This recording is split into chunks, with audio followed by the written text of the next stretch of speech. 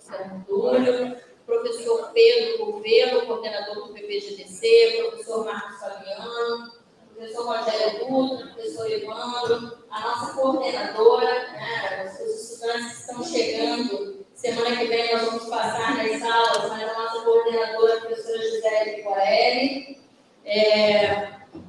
eu creio que o professor Marcos Fabiano, o professor Leonel, coordenador do programa de pós-graduação em Sociologia e Direito.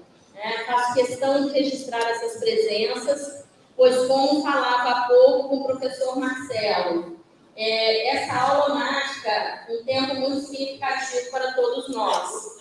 Os programas de professora Daniela, que estão vendo aqui, né, desculpem, essa aula marca um acordo, um projeto que vem sendo construído há alguns anos, que é um projeto de interseção e diálogo entre a graduação, as pós-graduações estrito sensu e o movimento estudantil do nosso centro acadêmico, aqui representado pelo Vitor, presidente do CAEB, né, do nosso centro acadêmico Evaristo da Veiga. Mobilizar toda a estrutura da universidade e da Faculdade de Direito para termos um evento como esse é bastante importante para nós, é extremamente importante para nós. É a primeira vez em que isso acontece. Eu não poderia esquecer o registro deste momento, deste fato. Espero que daqui para diante a gente consiga cada vez mais envidar os esforços para que tenhamos mais eventos em que o diálogo se fortaleça em todas as instâncias da nossa universidade. Também quero registrar a presença do nosso querido desembargador, doutor William Douglas, aluno dessa casa. É importante registrar que um dia o doutor William esteve com cada um de vocês sentado numa cadeira dessa, né, que era mais velhinha um pouco, mas que já esteve aqui, foi aluno do professor Sérgio Túlio, como eu, né, e hoje está representando, levando a nossa universidade lá no Tribunal Regional Federal. Então, a gente percebe que quando a UF entra no nosso coração, ela permanece. Mas sem me alongar mais, eu já fiz, queria convidar a doutora William para se sentar ao lado do professor Sérgio Túlio, por favor. Na nossa tribuna.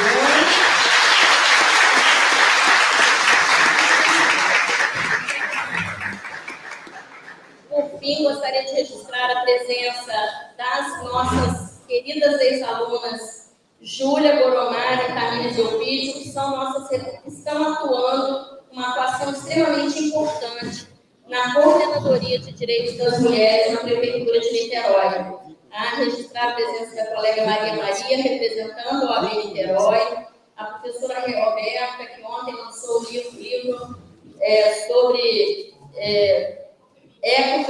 ecofeminismo, junto com o professor Pedro. Então, é importante registrar que são pesquisas fruto dos nossos programas.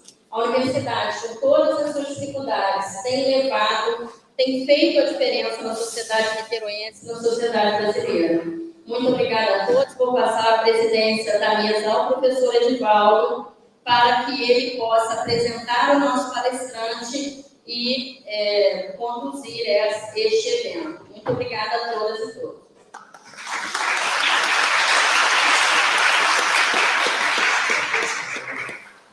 Boa noite.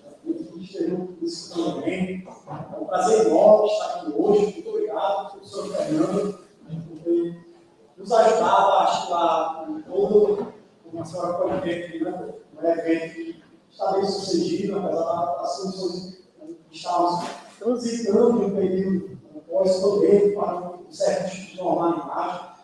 O evento também se deve ao esforço conjunto de algumas pessoas que foram essenciais para articular aqui o professor Marcelo Neves, o professor Pedro, o professor Paulo Corral, o professor Joaquim Leonel, coordenadores dos programas de pós, que possibilitaram aqui o professor Marcelo. Eu sou um pouco suspeito, eu sempre falo isso nas minhas aulas, para falar do professor Marcelo, para falar do professor Marcelo, porque nós já trabalhamos juntos há alguns anos, né? Tanto é que Talvez, professor, acho que eu conheça seu currículo de cor, né? Tantas vezes que eu tive que repetir durante. Tantas vezes eu tive que repetir, né? Estando agora aqui nessa posição. O professor Marcelo ele tem um currículo muito grande. Então, se eu for delinear aqui e currículo, talvez mais fácil as 2 horas do evento só falando sobre o currículo dele. Então, só tratar que me parece ser um dos principais pontos da formação do professor Marcelo. Né? Graduação em mestrado na Universidade Federal de Pernambuco, mestrado do professor Orivaldo Teodoro, na qual saiu um livro que ele é aproximado das leis, não é tão conhecido assim dos outros, mas um livro que até a muito fala, já falou sobre. Doutorado na Universidade de Bremen, o professor Karl Heinz Ladel, o primeiro orientador, o segundo orientador, o professor Nicolas Guma, os dois orientadores. A tese do professor Marcelo, ela chegou recentemente para o público brasileiro, foi publicada em 1992 em alemão, depois esse período todo em alemão, e em 2018 foi traduzida para o português, o professor Antônio Carlos Cruz Costa.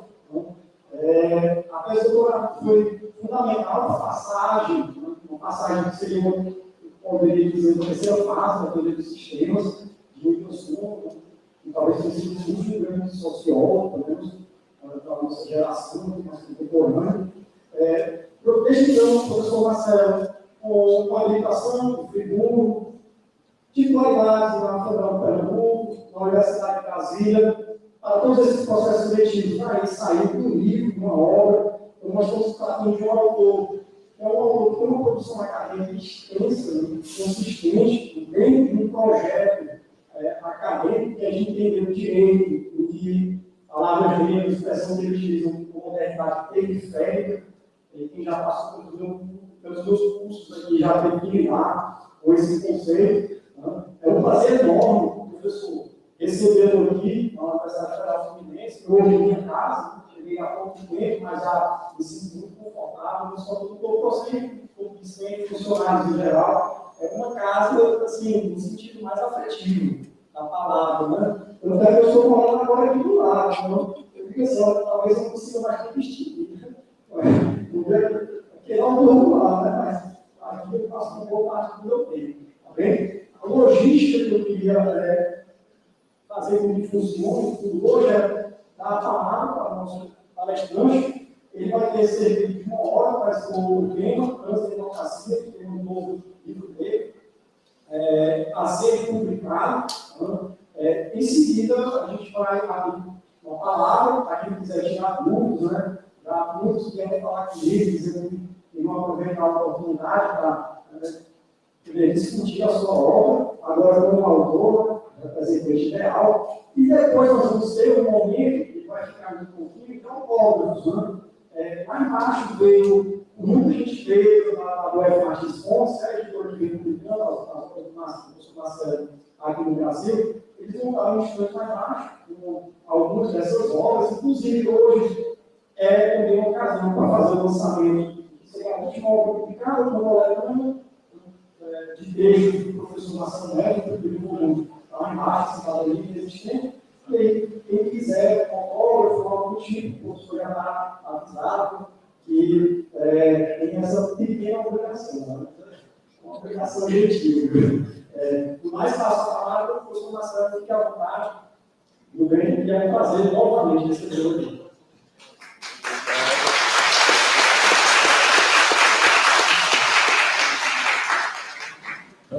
Boa noite a todos. Eu primeiro gostaria de agradecer ao convite à diretora Fernanda Pimentel por possibilitar esse encontro nosso, também ao Sérgio Túlio, que é o nosso vice-diretor aqui, o Pedro Avisaradel, acertei? Avisaradel, que teve todo o suporte para a minha vinda, junto com o professor Joaquim Leonel, eu agradeço muito. Também cumprimento aqui o professor Evandro Carvalho, a professora Gisele, a professora Daniela, o professor Rogério Dutra, o professor Marcos Fabiano, o professor Paulo e o nosso estudante também, o nosso representante estudantil, isso é muito relevante, o Vitor Gansen. Cumprimento também o grupo que trabalhou aí com ecofeminismo, trabalho, eu cumprimento vocês. O desembargador William Douglas, que tem contribuído muito também com sua produção para a questão de programas constitucionais. E, é claro, especialmente, eu queria agradecer a Edivaldo, que foi uma ideia dele, essa aula magna. E Edivaldo realmente é daquelas pessoas muito especiais, não só no aspecto intelectual, mas no aspecto pessoal. Eu fui orientador enquanto tutela na Alemanha, ele ganhou o prêmio de melhor tese de teoria do direito na Europa, né? Então, para um brasileiro que vem do Ceará com todas as adversidades, isso é uma vitória enorme, né? Um trabalho sobre informalidade. Edivaldo também está editando meus artigos que estavam dispersos em 5 volumes. Esse é o primeiro que saiu, Cidadania Inexistente, e é uma pessoa que tem uma capacidade de trabalho, uma capacidade de criar e produzir academicamente impressionante. Então, eu sou muito grato a Edivaldo Moita, que realmente é fora da curva, como se diz muitas vezes assim, nessa capacidade de trabalho que me impressiona muito. Ele está corrigindo agora esse livro que eu vou falar, ele é que está fazendo a correção tanto do português como do inglês, né? E também fez as correções lá dos 2 livros meus que saiu pela Oxford University Press em 21 e 22, Edivaldo que faz sempre essas revisões cuidadosas. Eu não deixo de agradecer lá, não, sempre está presente. Então, agora iniciando o tema, eu vou falar em pé, que eu prefiro, eu não sei se dá para ouvir aí, dá para ouvir? Tem um outro microfone, né? Não, porque o microfone, para eu ficar na mão, vai atrapalhar um pouco. Não, tá bom, porque eu preciso controlar a minha. Então, eu vou tratar de transdemocracia, e o que a transdemocracia é um livro que eu estou escrevendo ligado a um livro anterior, Transconstitucionalismo. E os trabalhos anteriores, como Transconstitucionalismo... Certo.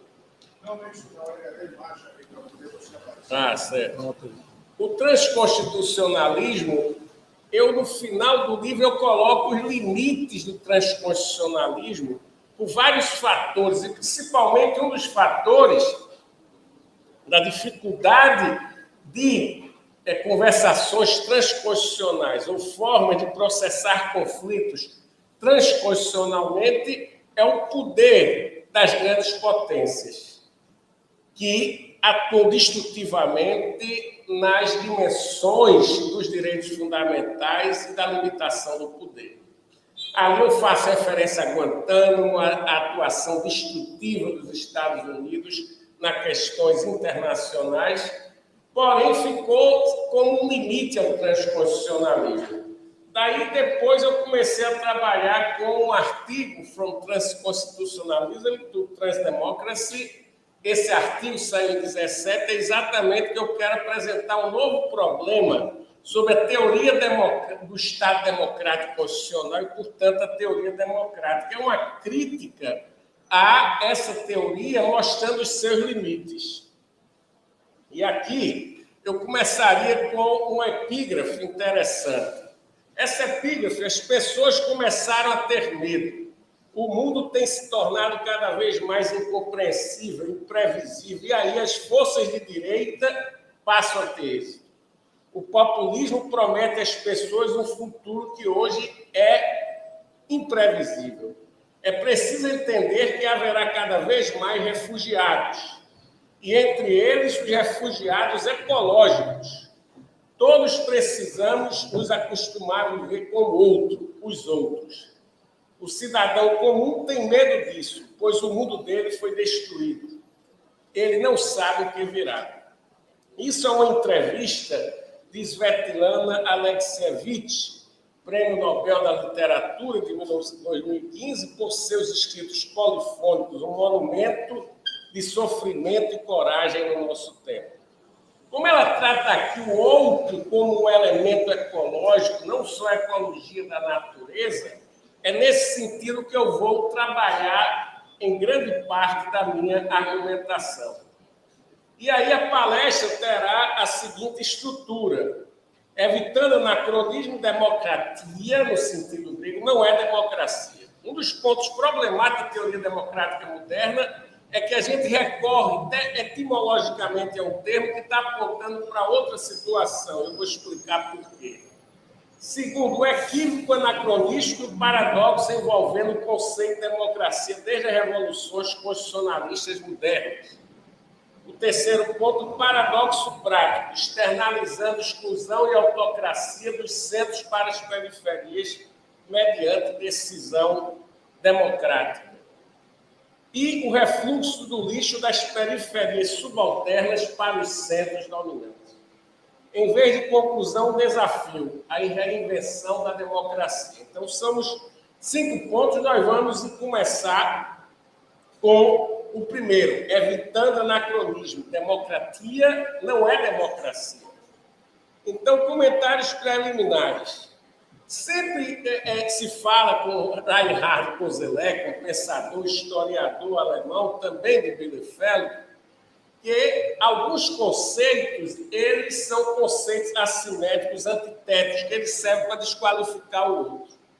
Quando eu uso esse termo, dizendo você é contra os direitos humanos, eu desqualifico já o debate do outro. Se eu digo também você é racista, tem um impacto também de desqualificação inicial do outro, ou machista, ou se você atua dizendo que o outro é contrário à democracia. Então, a democracia é um termo que tem essa força.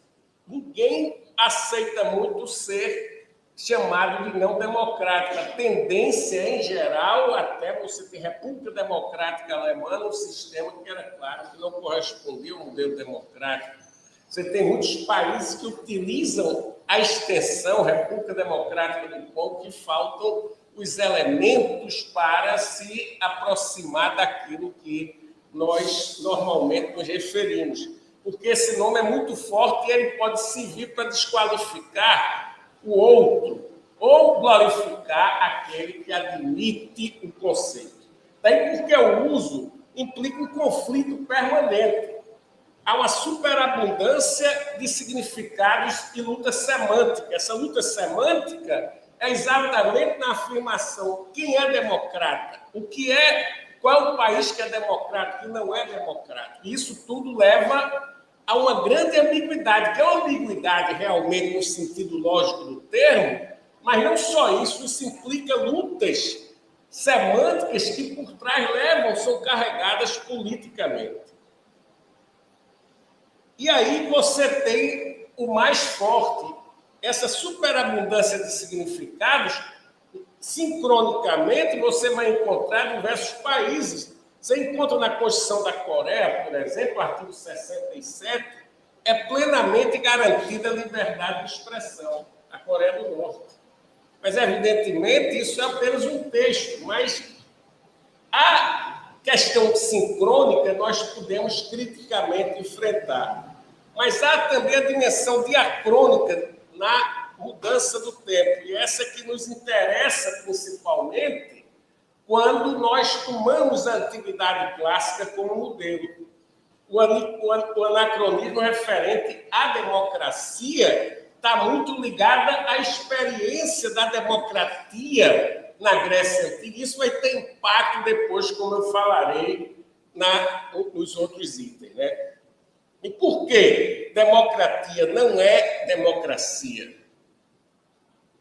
Em primeiro lugar, a estrutura e semântica é intrinsecamente excludente, ou seja, na democracia grega, a ideia fundamental que orienta e a estrutura montada era excludente por princípio. Não é uma questão de limitação estrutural externa, é o próprio conceito que leva a isso. Em primeiro lugar, ela é restrita aos senhores, kyrioi, das casas grandes, oikiai ou oikia. oikoi. Então, oikia é a casa no sentido doméstico, né? Mesmo espaço. Oikoi são os bens. Os bens que podiam estar fora da casa, podia estar no mar Egeu, num barco que pertencia àquela pessoa, um navio, mas é esse espaço do doméstico e economicamente doméstico, que aquele senhor daquela casa grande, ele era cidadão. E aí, a figura masculina. Esses são os cidadãos em sentido pleno, que podem participar politicamente. Então, aqui nós já temos uma exclusão imensa. Em 431 a.C., a população total dele, vocês veem, 315 mil, 43 atenienses, adultos masculinos entre 18 e 59 anos de idade, 13,6. 115 mil escravos, 36,5. Além disso, eram excluídas as mulheres totalmente, os metecos, que realmente dependiam de um grego para ficar lá. Eram relações de clientelismo, não é uma entrada de estrangeiro no sentido moderno, com um direito de permanência, né? Em 323, houve guerras, né? Então a população total de Atenas, 258 mil indivíduos, 10% de cidadãos e 104 mil escravos. Aí você pode dizer, mas houve escravidão moderna, mas aqui é princípio orientador. Não há, no mundo grego, quem negue é quase absoluta, é quase impossível se negar a escravidão naquele contexto. Quem viesse negar era levado como uma pessoa, podia até ser patológica. A escravidão era considerada natural. Então, aí é um modelo de exclusão que está fundado em princípio da patrionomoi, das regras ancestrais, dos princípios ancestrais. Então, nós tínhamos aqui... Eita, tá certo. Então, nós tínhamos essa situação como um elemento fundado na semântica dos próprios princípios, não era algo estéril, criticável. No modelo Protágoras, por exemplo, ele critica a democracia, a aristocracia, porque o conceito de democracia dele inclui os tetes e também pedes, mas isso não tem nada a ver com a noção de inclusão dos escravos, né? Nem da mulher. Agora, além disso, nós tínhamos uma estrutura hierárquica entre os cidadãos. Havia 5 níveis de cidadão, conforme a rendoprodução em Medimnoi, que era fundada em cereais produzidos. Quem tivesse menos de 200 medidas, o TETS estava abaixo. E os TETs, eles não tinham acesso a, não podiam ter participado do arcontado, que seria um arconto, tipo executivo. Ele tinha limites de participação no Conselho dos 500. Além disso, os TETs tinham que trabalhar. Como eles tinham que trabalhar, eles não podiam ir para a eclesia, para reuniões.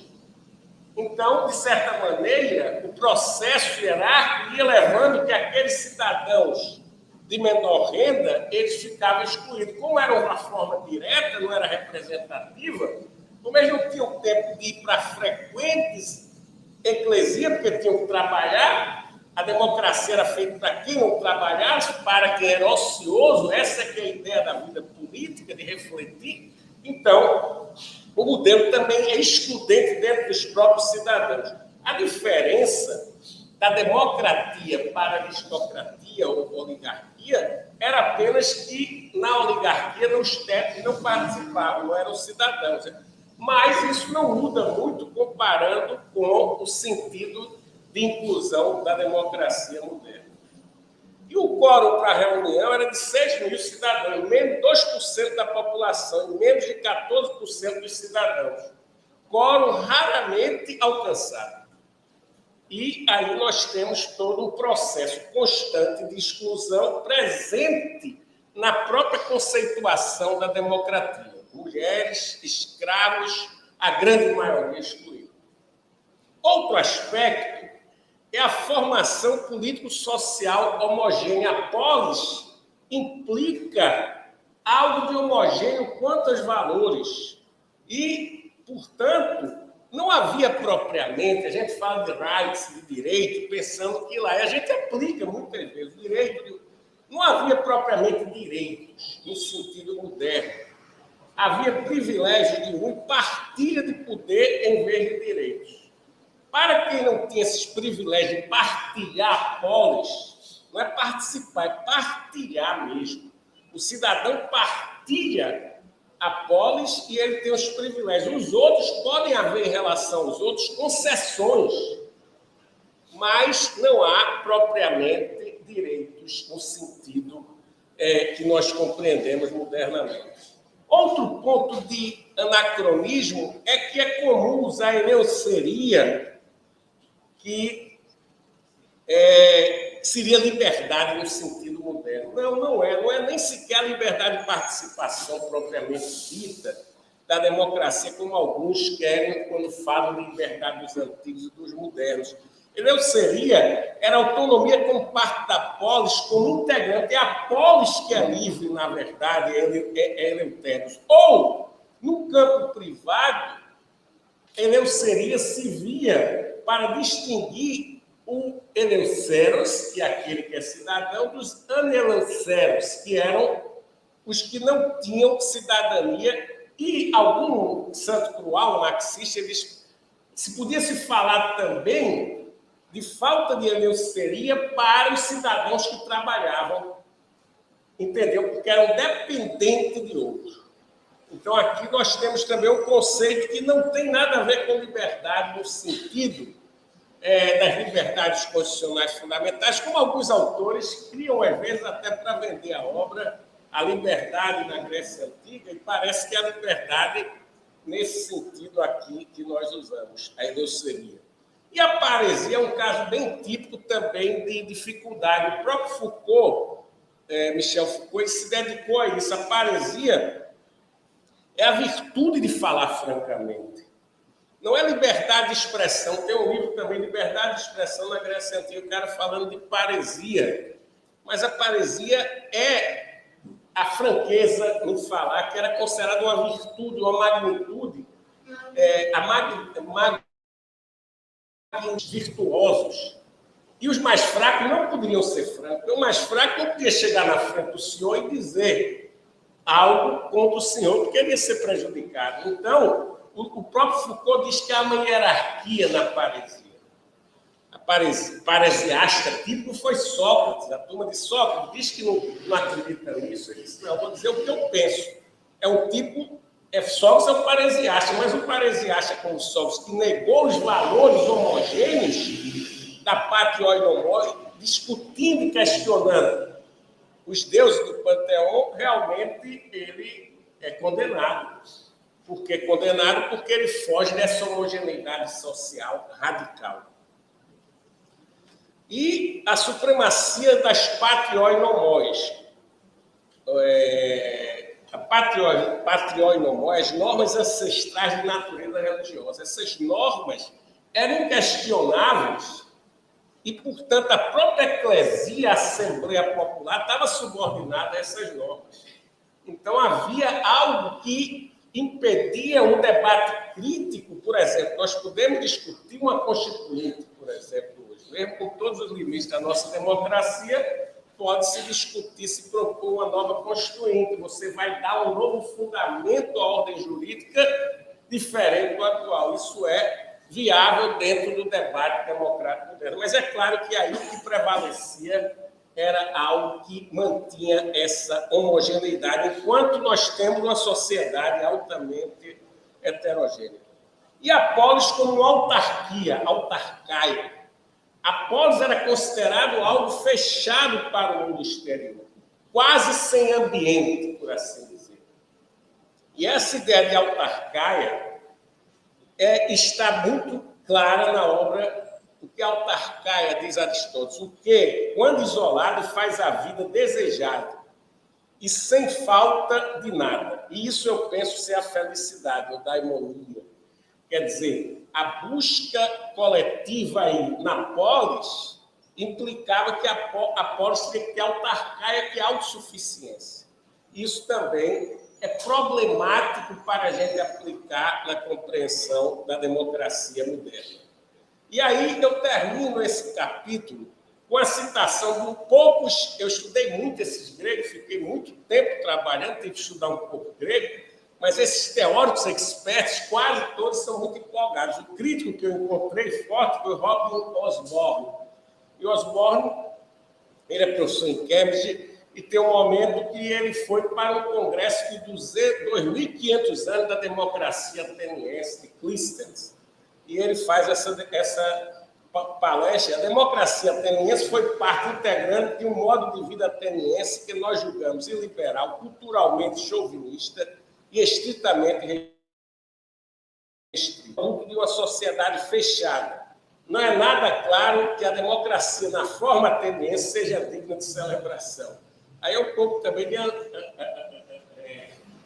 anacronismo dele, né? Mas ele está dizendo assim, no sentido moderno.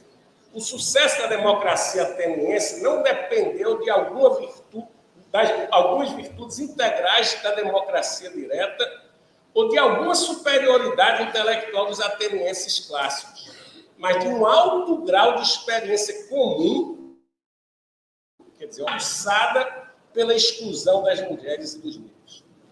Então, aqui é exatamente que nós não podemos tomar isso como parâmetro histórico de referência. É claro que pode haver ressignificação, como fala a Butler ou Haber, mas a questão da reconstrução de alguns elementos, mas isso no plano filosófico, quando você retira alguns elementos e reconstrói o nosso contexto. Mas, em termos históricos, é problemático essa vinculação. Tem autores que sustentam que a democracia grega era muito mais includente do que a democracia moderna por causa do capitalismo. Mas isso é uma loucura, porque realmente, se a gente pensa o Marx, por exemplo, mesmo na Inglaterra capitalista, destrutiva, exploradora, Marx vai para a Inglaterra e é recebido lá, porque tinha já um pouco de democracia se desenvolvendo. E Sócrates não podia discordar daquele mundo,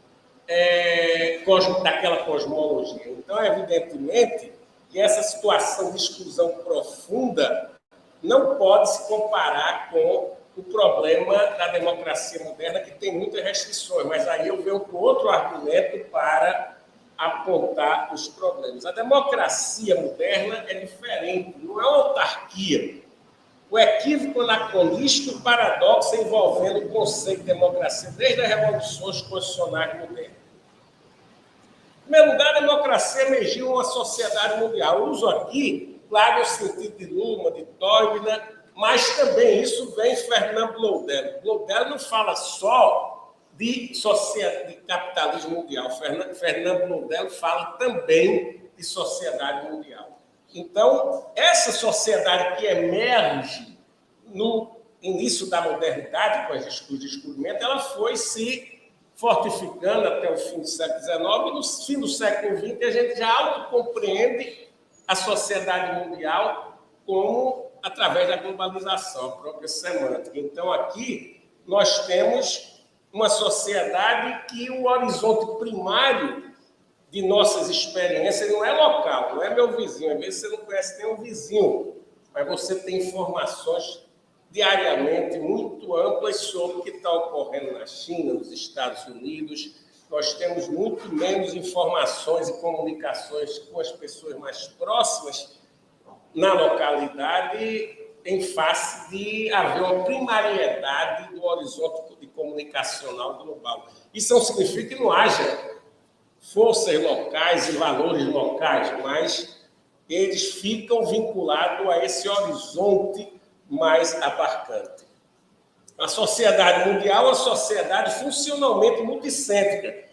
Eu acho que tem razão, de certa maneira, o Toynbee e o Luhmann. Sem dúvida, temos várias esferas de vida, ou pode ser campos, se você quiser, Bourdieu, mas há várias esferas de vida, vários sistemas sociais, com pretensão de autonomia. Eu não digo nem que uma que são diferenciados, mas que tem pretensão. A educação aqui nós não vamos admitir, em princípio, hoje, que vem uma pessoa de fora e diga, não, essa vaga daqui não pertence a você porque eu sou mais poderoso, porque eu sou mais rico. Claro que é uma pretensão, embora a economia, como estrutura, ela tem um potencial destrutivo das autonomias. Quer dizer, o sistema de saúde, o sistema educacional, com a privatização, escolas de péssima qualidade, isso, com fins puramente lucrativos, isso é uma corrosão da autonomia da educação. Mas sempre se está discutindo a educação como um espaço que implicaria uma autonomia da interferência imediatamente econômica na definição dos planos didáticos, das formas de educar, entendeu? Isso também tem direito. O fato de haver corrosão não quer dizer que não haja multicentricidade. Não há um centro na sociedade mundial. Esse é um ponto fundamental da teoria dos sistemas. Mas é um fato, a segmentação da política em conexão com as mega-organizações chamadas Estados. Isso foi pouco valorizado na teoria dos sistemas de Luhmann, Toynbee e outros. Porque eles disseram, não, a segmentação em estados é secundária. Eu não considero assim. Eu acho que a segmentação em estados e organizações estatais, essa diferenciação, ela é concorrente. Então, eu diria que tem essa estrutura funcionais ou campos de ações diversos, mas vocês têm vários estados que estão nessa conexão comunicativa com organizações. E esses estados têm um papel fundamental na sociedade mundial. Essa história de sociedade pós-estatais com a globalização é uma grande falha. A globalização e a sociedade mundial não impedem a segmentação territorial político-jurídica em Estado. O fato é que esse Estado não é a própria sociedade, tudo bem. Não é uma sociedade nacional, isso falar é problemático. Mas nós podemos falar de um Estado territorialmente delimitado. E o anacronismo básico, democracia como sistema político da sociedade nacional. Esse foi um elemento básico, é como se fosse, de certa maneira, uma autarquia. A soberania do povo seria uma noção próxima à autarquia, autarcaia. Esse anacronismo leva que você pode pensar que eu decido internamente e não há relações de externalizações permanentes numa sociedade mundial. Então, aqui, nós temos um problema. Se a gente diz, como Luhmann, democracia como inclusão política realizada, quanto maior o plano de inclusão realizado, maior a democracia. Dos afetados, aí vem Robert Dahl e Harold, dos afetados pela decisão política e pela legislação, a gente tem um problema. Por quê? As democracias ocidentais, eu falo de uma santíssima trindade, que é Estados Unidos, Inglaterra e França, principalmente, essas democracias perguntaram, não, mas a China também faz isso. Não, estou falando da China. A China não está dentro desse... Eu estou fazendo uma crítica às democracias ocidentais e uma contradição interna delas. Então, não estou dizendo que não haja formas imperialistas não democráticas ocidentais, como também se pode falar da Rússia. Isso não está me interessando, eu estou falando essa contradição. Se a inclusão dos afetados pela decisão é um elemento fundamental para Habermas e Dahl, nós entramos no paradoxo conceitual básico. Legitimação democrática relacionada à inclusão dos afetados versus Estado soberano, considerado como expressão jurídico-política de uma sociedade autárquica. Há um elemento aí complicado, por quê? Porque na sociedade mundial, as democracias, a decisão democrática pode ser dirigida a afetar outros povos da mesma sociedade mundial. Isso tem ocorrido muito. Uma decisão americana para invadir o Iraque, ou do governo democrático americano Lyndon Johnson para apoiar a ditadura e contribuir para o golpe de 64, já está provado na literatura, quer dizer, isso tudo são decisões de um país democrático que desrespeita ou os afetados dos outros povos. Isso fere a argumentação habermasiana e Dahl. Como é que ficaria o conceito deles para essa situação? O Dahl até diz, não, mas isso vai para o direito internacional dos direitos humanos. Mas não é assim que se resolve, porque os direitos internacionais dos direitos humanos poderia regular isso, mas o elemento básico é que a invasão unilateral, a interferência por decisões tomadas democraticamente, pode se considerar antidemocrática. E aí vem o paradoxo prático, externalizando exclusão e autocracia dos centros para as periferias, mediante decisão democrática. É claro que aqui é uma redução sociológica, centros e periferias da sociedade mundial. Não há o centro puro nem a periferia. Mas isso tem a ver mais com as discussões coloniais, neocoloniais, imperialistas. Quer dizer que você tem centros capazes de impor-se na relação e partes mais frágeis na relação de poder e na relação de influência no plano global. Isso se reveste em certos estados ou grupo de estados. Claro que você pode usar hoje Global Norte e Global Sul. É claro, mas Global Norte e Global Sul é um eufemismo, né? Porque, de certa maneira, está superando aquela ideia de desenvolvimento e subdesenvolvimento nos órgãos internacionais, nas organizações. Eu prefiro manter a questão da hierarquia de poder internacional, essa assimetria de influência, para tratar exatamente desse problema da imposição de modelos que fogem do padrão daquele povo que sofre a intervenção. Então, eu trabalhava com democracia da externalização. É interessante que o Edivaldo acompanhou isso quando eu comecei a pesquisa, e um colega nosso, Pablo Rollins, rapaz, tem um cara lá na Alemanha, Stefan Lessenich, que escreveu Sociedade da Externalização. E eu fui ver mesmo, e aí eu dou crédito sempre, ele escreveu antes. Então, o Lessenich tinha outra perspectiva sociológico-econômica, ele agora está no Instituto de Pesquisa Social de Frankfurt, onde teve Horkheimer, ele agora assumiu lá. Ele escreveu um livro que ele trata disso, que ele parte de Brumadinho. Ele toma Brumadinho, aquele caos ecológico, tudo isso, e ele começa o livro dele narrando Brumadinho. Aí você diz, o que é que ele quer dizer? Não, é porque as empresas alemãs que estavam envolvidas lá não respeitaram nenhum protocolo. Era muito mais rápido, mas na Alemanha eles respeitariam o protocolo porque a norma é muito rigorosa. Então ele fala isso dos agrotóxicos. Você vai jogando para as periferias o lixo.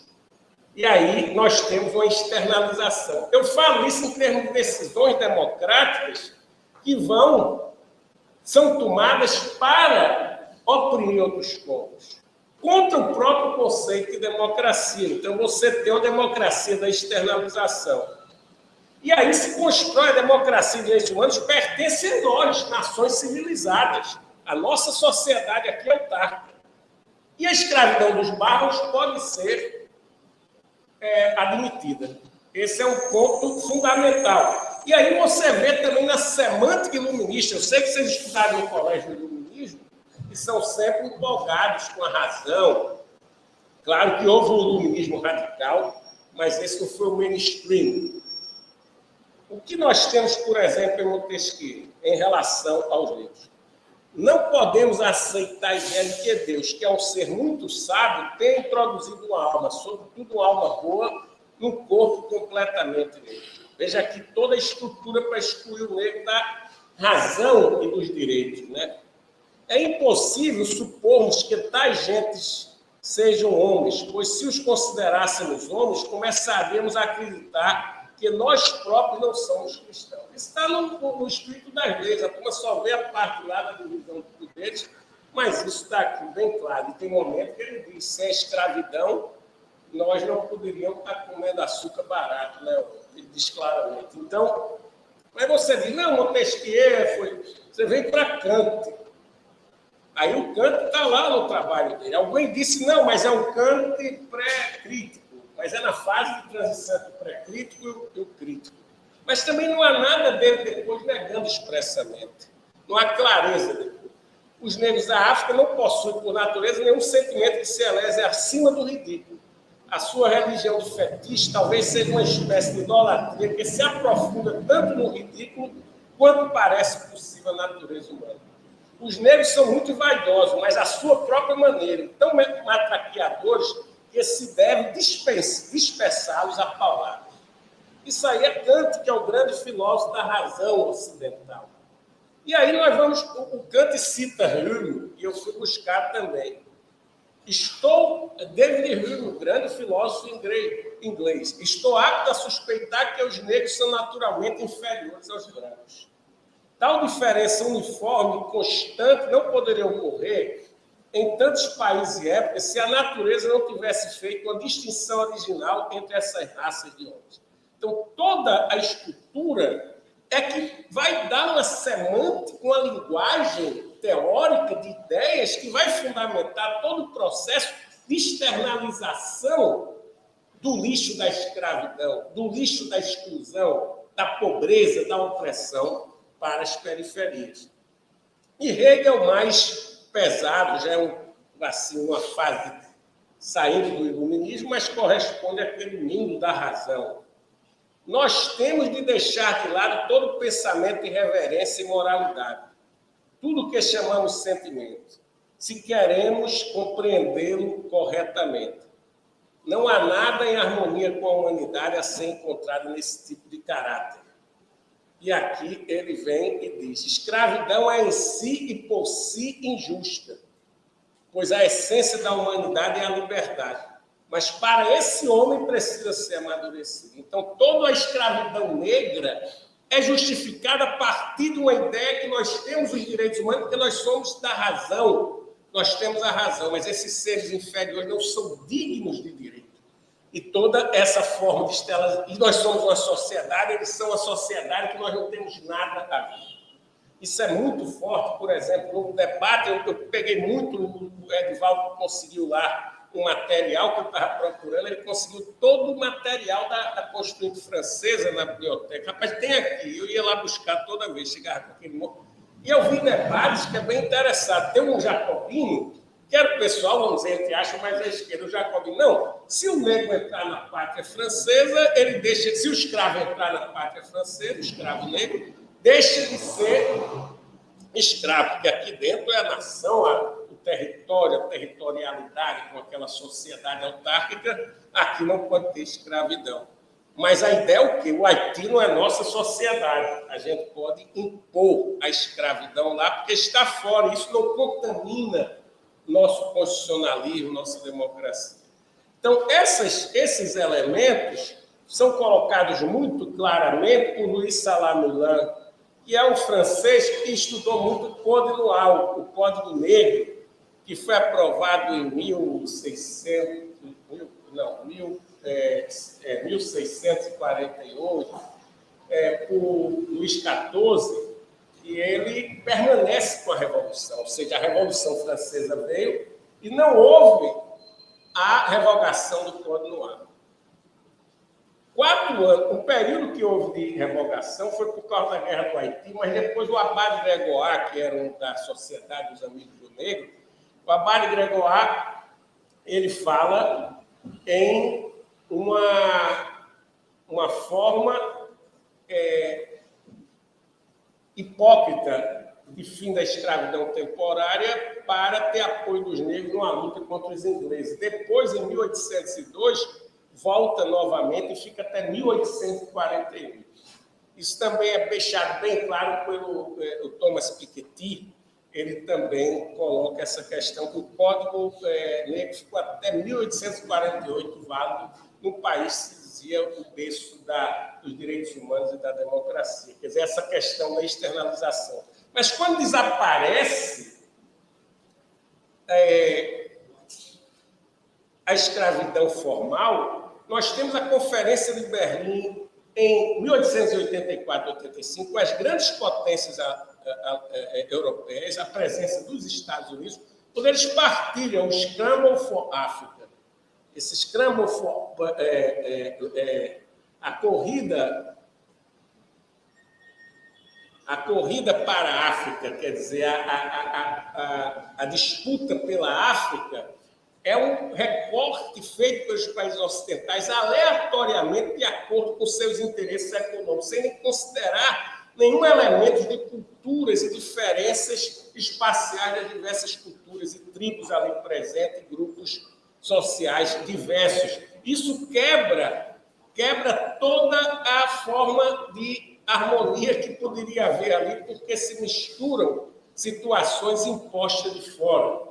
E aqui nós tivemos os momentos mais trágicos do século XX de repressão colonial pelas grandes potências europeias que desenvolviam, de certa maneira, internamente o processo de inclusão da mulher, o fim da escravidão nos Estados Unidos. Tudo isso vai num processo crescente de inclusão nos centros dominantes, com imposição de formas as mais destrutivas nas periferias. Então, nós temos inclusão e participação nos centros e exclusão estrutural nas periferias no período pós-colonial. Aí, já na década de 60, o neocolonialismo e o imperialismo. Democracia e direitos humanos ficam como privilégio do Norte, né? E aqui nós temos o caso do Brasil e de outros países latino-americanos em 1960 e 1970. No caso brasileiro, Lyndon Johnson estava diretamente. Agora, é interessante que Lyndon Johnson faz um discurso na Universidade de Howard, defendendo o movimento de direitos civis nos Estados Unidos. Ele sai de mão dada com Martin Luther King. Ele defende a ampliação dos direitos e também a questão da pobreza reduz imensamente nos Estados Unidos com Lyndon Johnson. O discurso dele é um discurso muito, vamos dizer, centro-esquerda. Não era nada diferente do de João Goulart no 13 de março. Eu pego os dois discursos, talvez o de João Goulart seja mais conservador. João Goulart estava pedindo voto para analfabeto, algumas conquistas. Isso era considerado um perigo. Então, na verdade, era controle regional de geopolítica e não interessava que esse João Goulart não era nada nenhum a favor do modelo de Cuba. O que interessava é que aquele país precisava ficar sob o domínio dos interesses americanos. E na véspera do golpe de 64, Lyndon Johnson estava tratando e dizendo, dê no gogó, era uma tradução que eu faço, porque é intraduzível a expressão, mas dê no gogó mesmo, para derrubar o regime brasileiro. Já tinha porta-aviões em Santos, e depois eu lendo com cuidado os aviões que viriam mesmo para descer, era lá no aeroporto da minha cidade, do Recife, que era o mais próximo internacional, só tinham 3 no Brasil, e já viriam para dar o suporte. Mas como não houve reação, os militares brasileiros ganharam e retrocederam e não invadiram. Mas nós seríamos invadidos. Então, aí se observa que a situação é de externalização da opressão, da autocracia, da exclusão, para se beneficiar internamente. Isso, o Lessenisch fala na economia, isso tem uma vinculação também no Chile. No Chile é mais grave, porque o general Schneider, que era o chefe das Forças Armadas, quando Allende deu o primeiro turno, já havia um financiamento até de grupos fascistas pela CIA para derrubar, para impedir a vitória de Allende desde a década de 60, nas diversas eleições. Era dinheiro muito americano. E aí, isso está comprovado na audiência do Senado posterior, e reconhece depois de muito tempo, mas fica a mesma coisa. E depois abre os papéis, nós sabemos de tudo, mas já ocorreu. Então, o general Schneider houve o TREC 2. O TREC 2 era para impedir uma eleição do segundo turno de Allende. Allende foi para o segundo turno, que era no Congresso. E o que é que ocorre? Pedem ao general Schneider, o chefe das Forças Armadas, dê um golpe para acabar com essa eleição e põe uma nova eleição, excluindo Allende. O general Schneider quer até gostar dos americanos. Eu não faço isso, porque eu sou pela democracia. Pois eles foram sequestrar o general Schneider. Houve um erro de execução. O general Schneider vindo de um casamento, puxou o revólver e morreu. Aí foi o escândalo e aí se juntou a democracia cristã, todo mundo, e a Allende ganhou.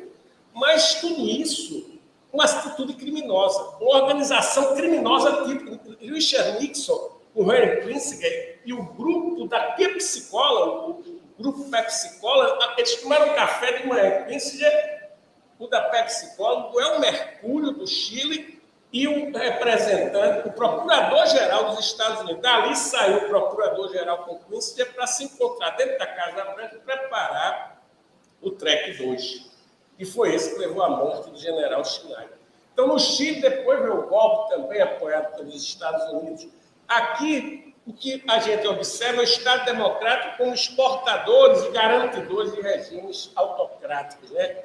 Quer dizer, é uma contradição com a ideia de afetados por decisões são incluídos e ouvidos, pelo menos, né? O caso da intervenção unilateral nos países do Oriente Médio, mediante decisões democráticas, também o caso mesmo juristas internacionais mais conservadores, Otávio Henrique, admitem que foi unilateralmente contra os modelos de qualquer direito internacional público. Não há ali proteção, responsabilidade para proteger essas coisas. Não. Ali é um fraude sobre informação fraudulenta de que estavam criando armas químicas. Tudo isso não tem um fundamento com morte ampla da população civil. O que a Rússia faz agora na Ucrânia é muito menos do que os Estados Unidos fez no Iraque e em outros países. Então, nós temos aqui também uma estrutura midiática que não esclarece bem, né? E também, na guerra contra o terrorismo, nós tivemos uma exportação de um anticonstitucionalismo. E isso fica pela própria criação de áreas que ficou o que se chamou, que é internacionalista, é o buraco negro jurídico. O buraco negro jurídico é porque os Estados Unidos não admitiu um controle internacional da prisão de Guantánamo, mas, ao mesmo tempo, os Estados Unidos não deu plena jurisdição para a proteção daquelas pessoas, especialmente os estrangeiros. Daí porque a decisão da Suprema Corte, por um jurista tradicional dele, que é o Allen Fez, ele disse que foi um ato de covardia judicial, né? E é uma crítica muito forte. Mas toda essa situação implica sempre a externalização de um controle territorial autárquico, onde ali pode-se ampliar os direitos humanos, com todos os seus limites, enquanto para fora o que se joga é o lixo da exclusão, da pobreza, da opressão.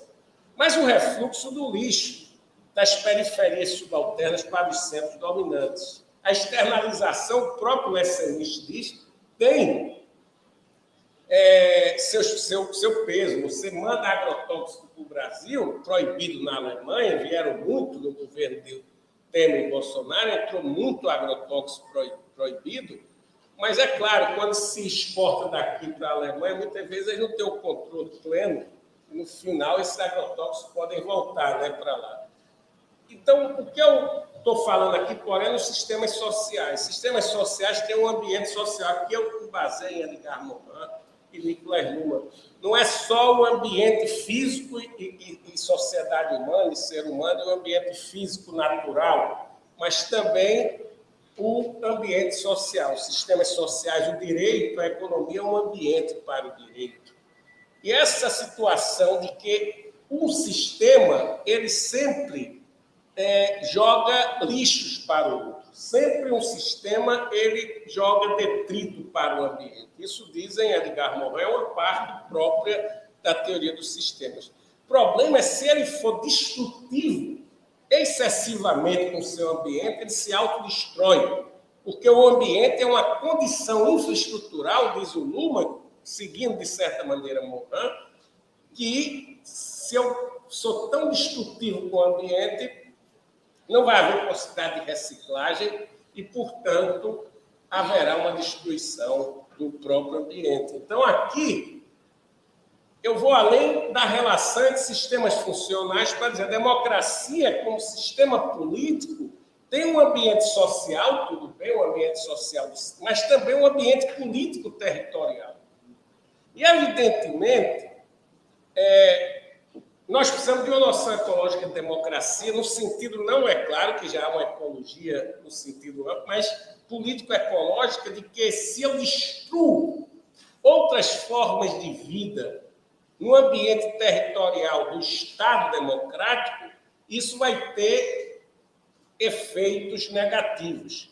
E daí é porque o imperialismo da democracia constitucional, como o Tully fala isso, vai destruindo ambientes de outros estados, de outros povos, o que ocorre é que a externalização do lixo, no primeiro momento, do lixo da pobreza, ela implica o refluxo do lixo. E aí esse refluxo do lixo leva claramente ao fim da conveniente autoilusão da isolação autárquica. O lixo retorna sem nenhuma reciclagem. E aí essa ideia do lixo aqui não é desprezando as pessoas, porque quando eu estava na África, eu fiz essa palestra, mais ou menos, estava ainda no início do trabalho. 3 americanos disseram, não, o problema é classe, não sei o que lá, você está falando aí, 3 brancos americanos, mas eu não tá, você está chamando de lixo os outros. Não estou chamando, não, estou falando do problema, do problema social que gera. E depois os africanos todos ficaram comigo, adoraram minha palestra, a gente se sentou, os americanos ficaram lá, os 3 bobões. Mas é claro que o problema não é desprezar, é dizer que você cria situações de exclusão, de pobreza, de escravidão, de autocracia e mina as formas de vida, como diz Saskia Sassen. Quando eu mino, há uma perda de habitat. E aí você não vê só o terrorismo, não vem só a criminalidade internacional, como vem também uma massa de imigrantes desesperada, porque perdeu suas condições de vida. Perdeu por práticas corrosivas das democracias ocidentais. E aí, a criação de muro, tem um professor também inglês, que é especialista em imigração, o Castles, e ele diz assim, essa história de que você vai criar muro ou criar uma patrulha no Mediterrâneo para impedir que os africanos venham desesperados, com fome, procurando sobreviver, isso aumenta o preço do coiote, do contrabandista que leva as pessoas, aumenta o preço que você vai pagar para o coiote que leva e também a taxa de morte.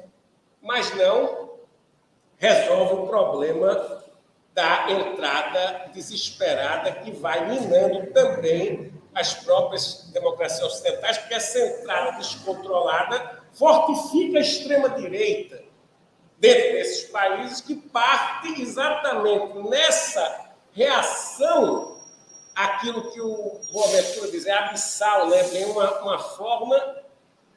Boaventura está aí meio na imprensa, mas eu posso citá-lo porque é outra coisa. Agora, é abissal essa relação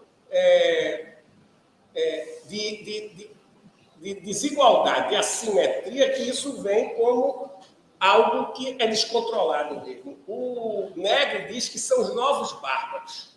Não no sentido pejorativo. O Negri, ele quer dizer que vem desesperado para destruir as formas de vida existentes naqueles países, não porque eles queiram acabar a democracia, mas porque na necessidade de sobrevivência eles vão viver na ilegalidade, vão tentar buscar formas que fogem dos padrões democráticos, vai criar reação do ódio ao outro, como fala a Prêmio Nobel. Então, nós temos aqui essa situação de que o ambiente é destruído, e sendo destruído, implica um retorno e essas tentativas ilusórias de novas formas de isolacionismo, que eu falei que é o muro nos Estados Unidos, o que tem de criança de 5, 6 anos, saindo de El Salvador, do México, da Guatemala, sozinha, porque não há mais condições de vida pela pobreza, a violência, da destruição que a América Central sofreu durante milhares de anos de imperialismo, de colonialismo e neocolonialismo. Então, os pais mandam a criança, paga o coiote, leva meu filho, eu não posso ir, leva meu filho e tenta entrar nos estados lá e se vira. Então, é uma situação, isso é narrado por Saskia Sassen. Tem casos de meninos que ficaram aleijados, que caíram do trem e ficaram prejudicados. Então, essa questão da perda do habitat, né, que vai tendo efeitos destrutivos. Então, os fatores da afirmação da democracia como inclusão, como projeto moderno, fica prejudicado nesse conceito tacanho da democracia como algo que pode se isolar de fora e destruir o que está do outro lado do território. E aí, eu diria que nós temos, quando se falou recentemente, os físicos e químicos, desde a década de 70, falam em antropoceno. O antropoceno como esse momento da história da Terra em que o próprio homem tem impacto nas condições atmosféricas, né? Isso aí tem sido discutido muito e nós sabemos que tudo isso tem a ver com efeito estufa e consequências outras. Eu falo na parte social política do Democeno. As democracias ocidentais, ao atuar destrutivamente sobre o seu ambiente político-territorial, formado por estados e povos, ela tende a se autodestruir com o tempo, porque a poluição, as condições ambientais negativas vão minando a própria democracia, considerando que o ambiente é a base do sistema, a infraestrutura básica de um sistema. Então, nesse sentido, o Democeno seria essa postura destrutiva de outras formas de vida, com impacto também de autodestruição. E aí, em vez de conclusão, um novo desafio, a reinvenção da democracia.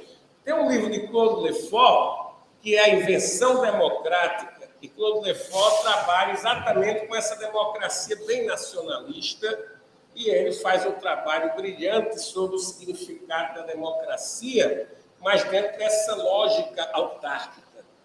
E eu coloco a reinvenção por isso. Em primeiro lugar, eu ponho uma questão. Democracia criminosa, o que é que eu quero dizer? Quando começa um dos seus livros, Robert Dahl, o grande teórico americano da democracia, ele diz o seguinte: se nós tomarmos uma associação voluntária, e nessa associação quem decide é só uma cúpula, isso é menos democrático. Mas se essa associação voluntária ela se reúne a uma participação ampla dos membros, com ampla discussão, deliberação de todos os membros, ela é muito mais democrática. Aí eu pergunto, tudo bem, Dom. Agora, você diria, eu perguntaria a Roberto, você consideraria um grupo criminoso, de matador, estuprador, faz latrocínio, tudo, mas eles decidem, é um grupo pequeno, e eles decidem se unir para praticar crime. Eles são democráticos na decisão, na divisão de trabalho, na divisão de recursos. Isso aí a gente poderia chamar também democrático. Haveria possibilidade de falar de uma democracia criminosa? Eu coloco isso porque eu disse agora na Corte Constitucional de Lisboa, foi em inglês, uma pergunta veio. De certa maneira, os Estados Unidos e a Inglaterra, na sua atuação com os países periféricos, atuam como, muitas vezes, organizações criminosas. Isso descaracteriza o próprio conceito de democracia, porque está afetando outros que não estão incluídos no processo de ser ouvido e participar daquela decisão. Então, se eu estou assaltado na rua por um grupo criminoso, essa decisão tomada pelo grupo de me assaltar ou de me matar, ela seria democrática porque o grupo decidiu internamente de forma democrática. Me parece que é difícil você manter esse argumento de Dahl sem considerar esse problema da externalização. Outro aspecto é que, além da soberania, você tem que ter a sustentabilidade. A democracia não pode tomar um conceito isolacionista de soberania, tem que considerar também as consequências das decisões para outros povos da sociedade mundial. Daí porque eu procuro me afastar de um conceito puramente típico da afirmação da Constituição americana, que o professor Ackerman colocou, que ele fala "with the people". E Ackerman, ele se empolga com isso e vai mostrando a identidade nacional, vem com essa coisa da identidade, parece que está numa sociedade excepcional ali, que tem sua democracia. Em nenhum momento ele está preocupado com a relação externa. E é interessante que Ackermann elogia muito quem? Ele elogia muito o Lyndon Johnson e o Nixon. Ele elogia porque a política externa foi muito dura do Nixon, mas ele não faz uma referência a Jimmy Carter. Porque Jimmy Carter não atuou, teve problemas internos, mas não atuou para manter, por exemplo, as ditaduras latino-americanas. Não há nenhuma referência de... E ele faz restrições a Kennedy. Porque Kennedy não era tão pesado como Lyndon Johnson na política externa. Então, os dois que ele mais valoriza foram aqueles mais intervencionistas, que foi Lyndon Johnson e Richard Nixon. Então, em vez de só o Easy People, usei Orders e People, não no sentido de impor democracia. Se entendeu mal quando eu fiz uma palestra em Luxemburgo, que não é transferir para outros pontos, é respeitar as outras formas de vida. Se essas outras formas de vida vão ser como nós gostaríamos aqui da nossa visão ocidental democrática, é outra coisa. Mas o grande problema é que, em termos internos do conceito, é antidemocrático eu impor a outros que não participaram. E do ponto de vista da ecologia política, é também problemático. Já que o Evandro está aqui, eu vou dar uma hipótese. Vamos dizer que os Estados Unidos queiram destruir o regime chinês. Então, ele consegue, desestabiliza o regime chinês totalmente, há uma crise imensa e sai desesperado 300, 400 milhões de chineses desesperados pelo mundo, procurando na Europa e como eu vi os sírios chegando lá nos Estados Unidos na guerra. Mas isso são quatro. Qual é o controle no Mediterrâneo? Qual é o controle? Pode colocar até tropas, mata 100 milhões, mata 200, mas ainda vai ter 200 milhões. Quer dizer, é uma política que, se você destrói outras formas de vida, tem que considerar as consequências internas da destruição dessas outras formas de vida. Não quer dizer com isso que eu estou defendendo o tipo do regime chinês ou o tipo do regime cubano, que eu não estou querendo falar disso. Estou querendo falar que, do ponto de vista democrático, essa interferência destrutiva, ela fere o conceito de democracia, porque está afetando aqueles grupos que estão excluídos da participação naquela decisão, e também porque isso tem impacto político-ecológico destrutivo e vai minar e levar à autodestruição da própria democracia. Então, no meu entender, democracia só pode ser compreendida agora como transdemocracia, nessa abertura para outras formas de vida e deixar para um provável direito internacional mais desenvolvido, mais autônomo, resolver problemas de conflituosidades no plano global. Muito obrigado.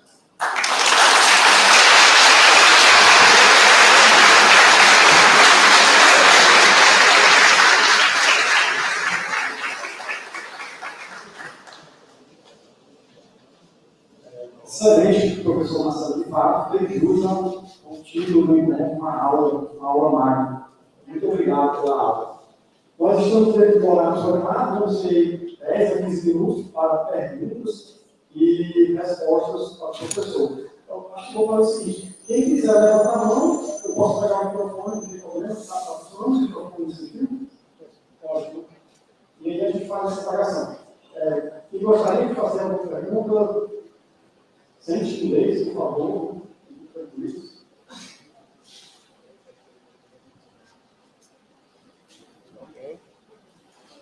Todo mundo entendeu tudo aí? Tranquilos?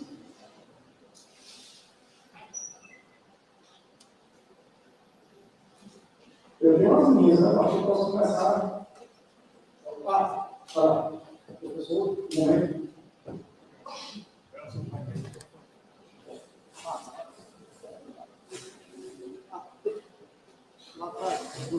Ele pode fazer, depois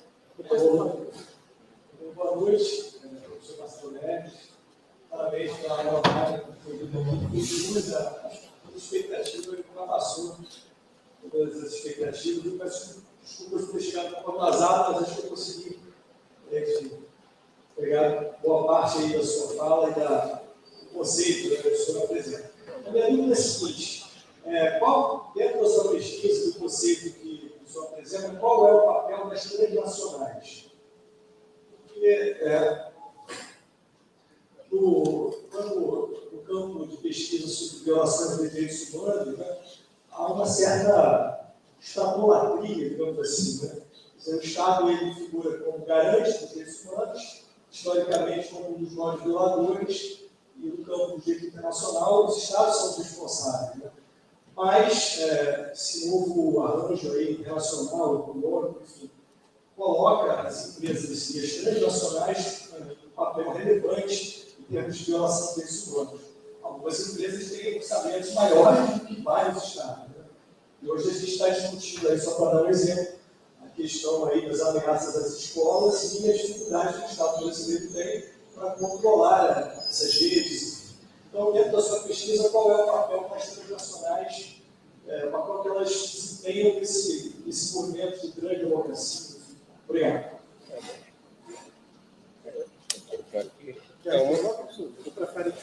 Tá bom aqui.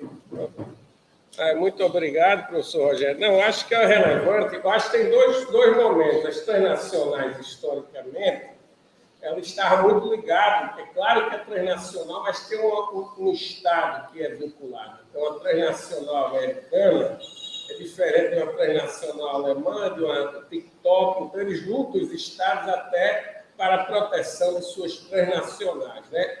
Então, já há um vínculo estatal, não é totalmente transnacionalizado nesse sentido. Aí, porque os Estados Unidos, às vezes, reagem com desenvolvimentos tecnológicos na China, para que suas transnacionais compõem forte. Mas é claro que essas transnacionais e toda a prática que ocorre, por exemplo, no minério, na África, é claro que não é só o Estado americano ou os Estados europeus, ou mesmo agora incluindo fora do campo a China, é também empresas privadas que têm esse papel destrutivo. Então, aí eu não vamos dizer, eu não afasto de jeito nenhum essa vinculação com as empresas privadas que atuam transnacionalmente vinculadas a certo Estado. Mas eu penso também que a ênfase que eu dou é a política, nesse livro, a política estatal para mostrar essa contradição.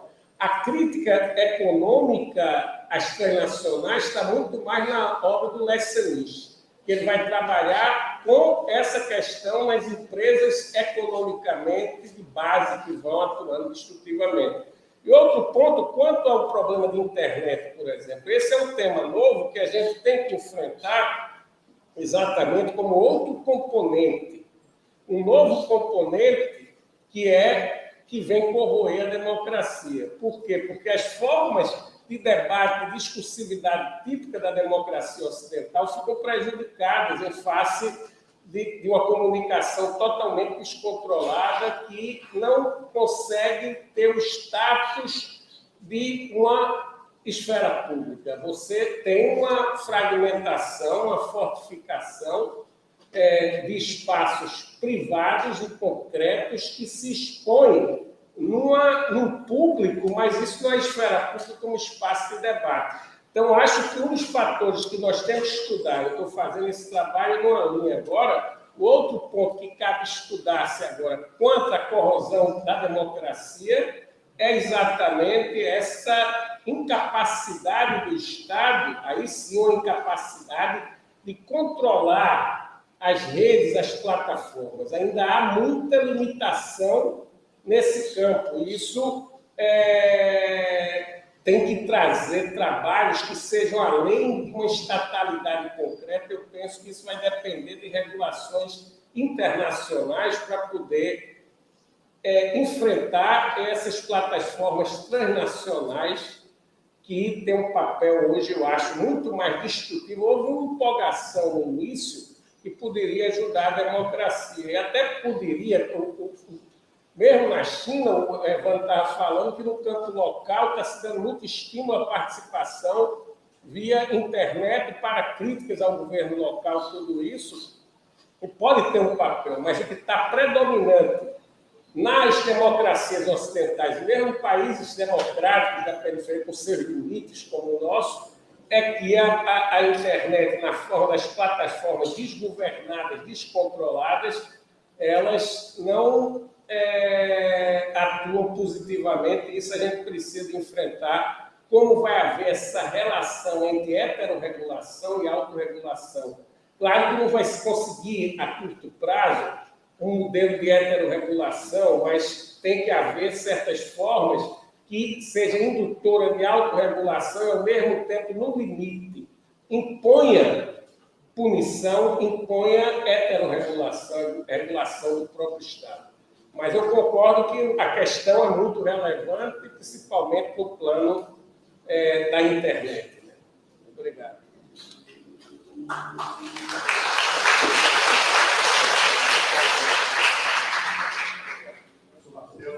Imensamente a oportunidade de ouvir a sua explanação, o seu trabalho ao título, em anos do MEC, eu não sei dedicado, mas nós estamos há algum tempo, me interessou muito essa construção intelectual, a recuperação da crítica do conceito de democracia. E me interessa muito particularmente o modo como o conceito que foi ressignificado, foi reconstruído durante o século XX, que é o século talvez mais importante para a afirmação e para a negação da capacidade real dos países de garantirem igualdade, inclusão e participação na produção da organização das suas instituições políticas.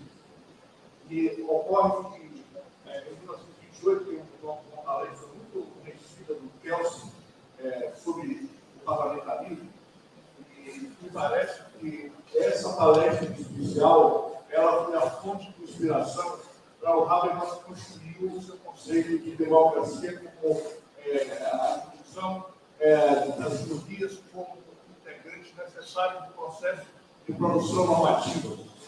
Eu queria saber se nas suas pesquisas o professor chegou a investigar esse movimento, que levou a aquele grande debate sobre o conceito de democracia nos anos 20 e 30 da Alemanha. Como é que o professor analisou esse processo ali de reconstrução conceitual nesse período específico da história constitucional ocidental? Obrigado, professor. Muito obrigado, professor Rogério. Muito boa pergunta, porque tem um ponto interessante. Você falou do século XX, antes de responder a questão do Kelsen e do Habermas, é que o Zorn Hill, ele diz assim, a gente só pode falar de democracia rigorosamente a partir depois da guerra, da Segunda Guerra, na própria Europa, porque a mulher é excluída na França até 40, na Suíça foi até a década de 70.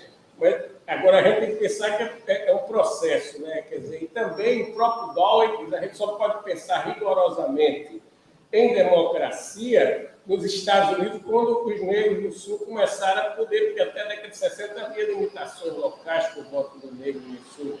Então ele coloca limitações, mas isso são limitações históricas da própria ideia da inclusão. Agora, o Kelsen é brilhante porque quando ele coloca a democracia, muitos colocam que é a regra da maioria. E ele diz, é regra da maioria, minoria. Ele usa a palavra junto, Mehrheit und Minderheit. Ele diz, a regra não é da maioria. A maioria ganha naquela eleição, ganha naquele pleito, ganha naquela discussão, mas a minoria tem que ser mantida para criticá-la. Porque seria contraditório, porque se toda vez uma maioria excluísse a minoria, a gente matematicamente ia eliminando a cada eleição. Por exemplo, se você tem 60 contra 40, 60 pode destruir 40, isso não é democracia, porque depois você fica em 60 e dentro daqueles 60, aí 35 ganha, destrói 25, aí você vai num processo destrutivo permanente. Então, ele fala exatamente que é a regra da maioria-minoria.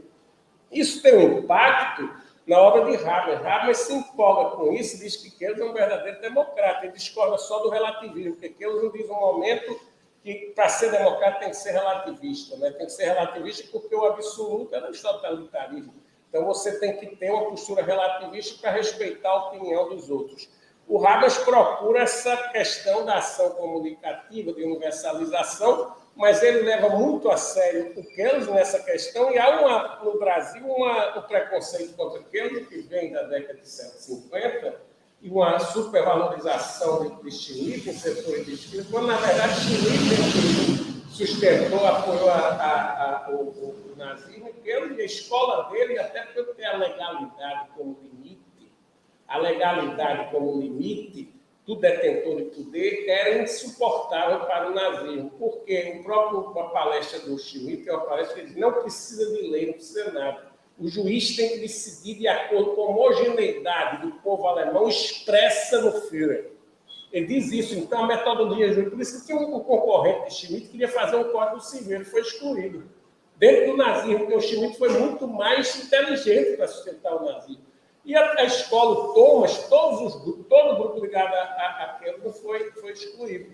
E Keynes tinha uma visão democrática. A questão metodológica da teoria pura era outra coisa para ele, mas ele foi um democrata da centro-esquerda do Partido Democrático Austríaco, tudo isso. Então, essa influência houve, e isso é fundamental para mostrar que a democracia nos países ocidentais, como inclusão, ela se afirma no século XX. Eu cito Keynes nesse caso e acho que isso é um elemento fundamental para descaracterizar a noção de democracia da democracia. Eu coloco, por exemplo, o exemplo de Keynes, que a inclusão é fundamental também das minorias.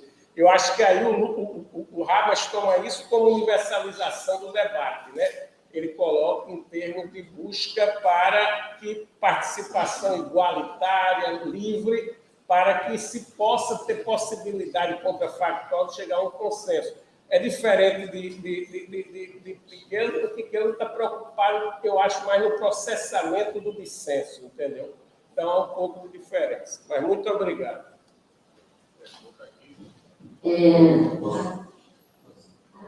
Stefano, queria dar oportunidade ao Igor Pinha dos Santos, que fez pelo YouTube uma pergunta ao professor, colocando o seguinte: professor Marcelo, como podemos falar de uma democracia global com um tratamento tão desigual entre refugiados sírios e ucranianos, por exemplo, na Europa? Grato. Obrigada, Igor, pela sua participação. Professor Marcelo, por favor.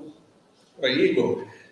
Obrigado pela pergunta. Não, a palestra que eu fiz aqui, a preocupação exatamente com a discordância da improbabilidade de uma democracia global abarcante.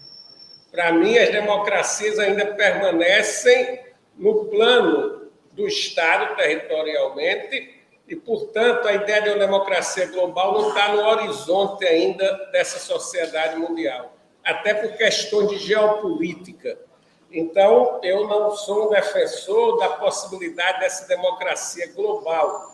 A questão que eu sustento é que a democracia que ainda está territorializada dentro dos estados, ela não pode se expandir destrutivamente em relação a formas democráticas ou não democráticas de vidas em outros países, porque isso tem efeito destrutivo, autodestrutivo para a democracia. Então, dessa maneira, eu também diria que é muito improvável uma democracia global, uma construção global, como recentemente, uns 10 anos atrás, o Habermas levantava. Claro que blocos maiores de estados, como a União Europeia, poderia chegar a uma construção democrática, um federalismo muito amplo.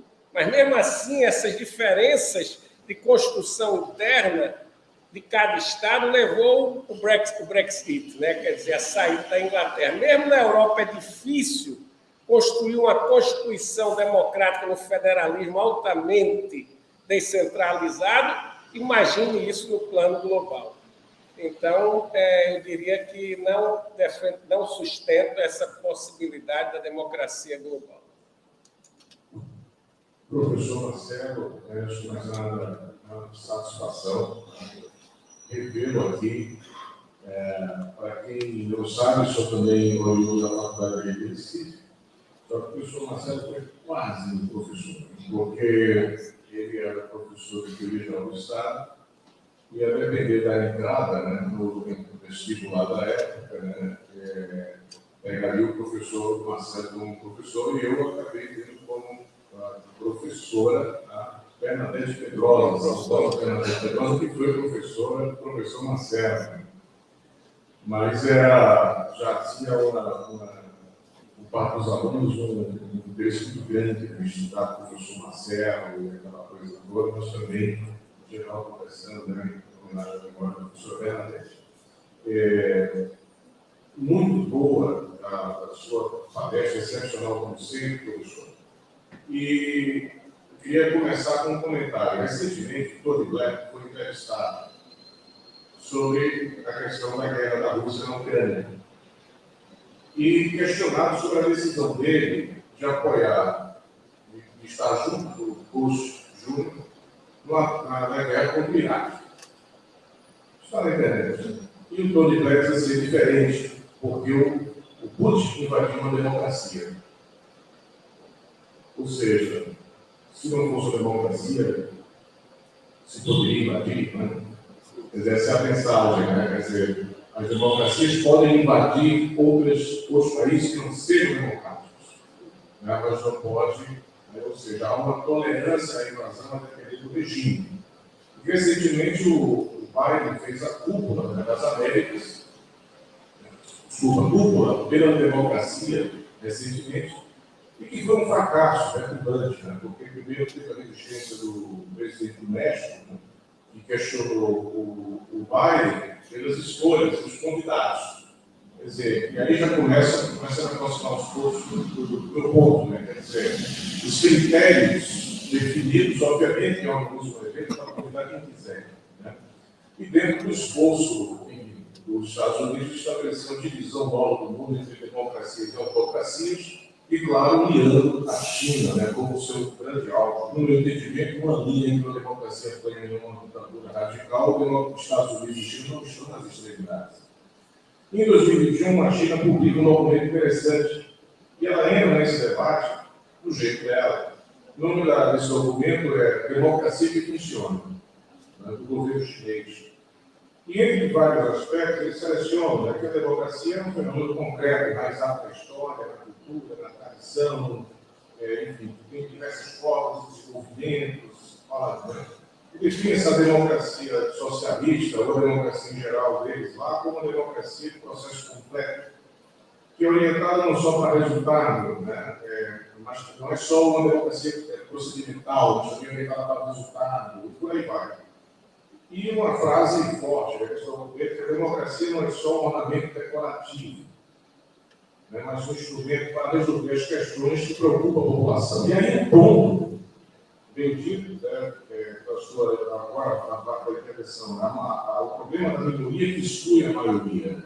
E uma China liderada pelo Partido Comunista, com quase 100 milhões de pessoas, eliminou a extrema pobreza de 400 milhões de pessoas em 40 anos. Ou seja, é uma minoria que incluiu a maioria. Né? E aí vem a grande questão, né? Voltada ao Tony Blair, ao Biden. Quem diz o que é democracia? Né? E, ao mesmo tempo, não há uma insistência da parte do Ocidente de achar que todos os países, de fato, devem seguir esta democracia que eles dizem deve ser que eles pensam, né? No momento em que começa a discutir critérios, não haveria o risco desses critérios começarem também a taxar novamente e não respeitarmos o tempo de cada povo na construção do seu processo político. Então, eu concordo plenamente que, primeiro, eu diria assim, a autocompreensão da democracia ocidental. E aí eu penso nesse núcleo Estados Unidos, França e Inglaterra na origem, junto também um pouco com a Alemanha depois da guerra. Essa autocompreensão, discussão, ela tem a ver com o tipo conceitual que o professor Rogério se reportou, que tem um significado interno para ele relevante.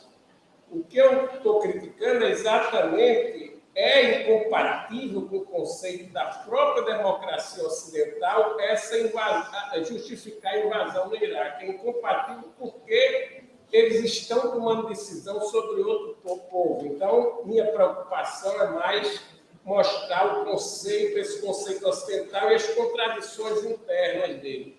Mas veja bem, quando Blair diz aceito da Ucrânia, é quando é aberto.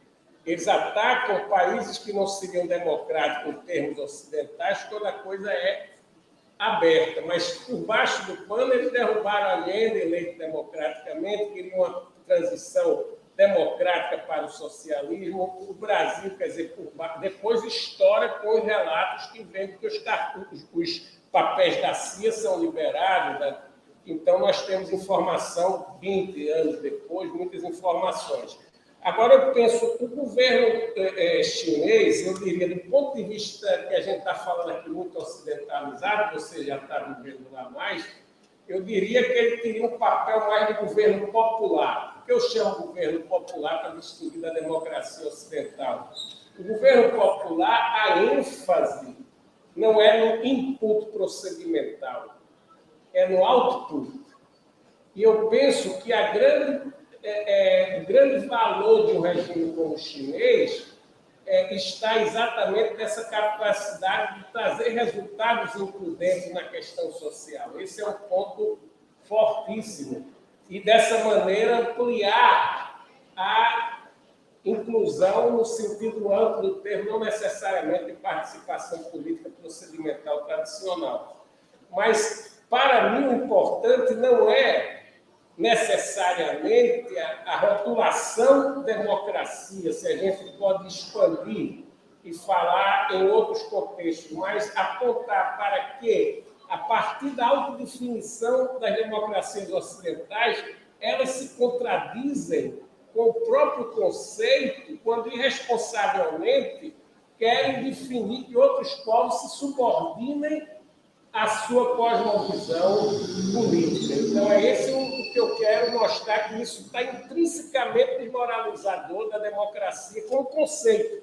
Então, é como se eu quisesse assim, para o ranking da democracia, não é suficiente você observar o que está ocorrendo de participação interna, mas saber o quanto eles estão atuando sem destruir outros povos. Então, os Estados Unidos cairia muito no ranking da democracia.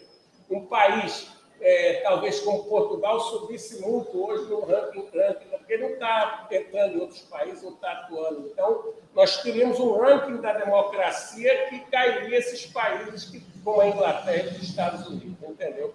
É mais nesse sentido de fazer uma crítica prática e também apontar para o perigo da autodestruição por práticas que aparentemente fortificam a democracia, que essas práticas... Eu estava lá, alguém falou da Síria, eu estava nos Estados Unidos exatamente quando a crise da Síria, os Estados Unidos, o número de gente que chegava, muita gente ilegal. Tinha um grupo lá que minha esposa fazia aula de inglês, que tinha um professor aqui, tem vários ilegais. O governo do New Haven, que era muito mais uma democracia, mais própria, deixava a turma lá, dava até carta de motorista sem licença, porque a situação se tornava muito grave manter aquele pessoal na ilegalidade.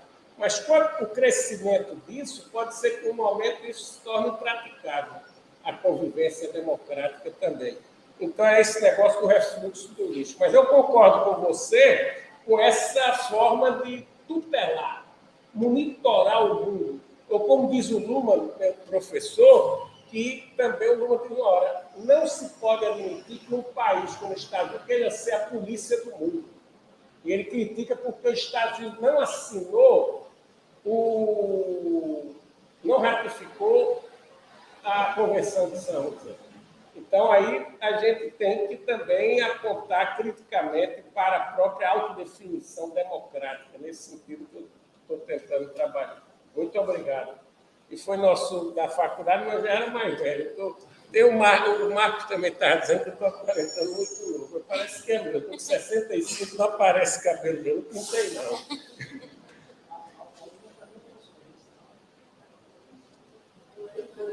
Boa noite. Eu tenho uma pergunta que acho que talvez seja meio óbvia para você, ou confuso talvez, mas a última aula que eu tive foi o professor de Paulo, na outra noite passada, e em determinado momento da aula, ele falou sobre como as normas muitas vezes são postas e cumpridas pela moral.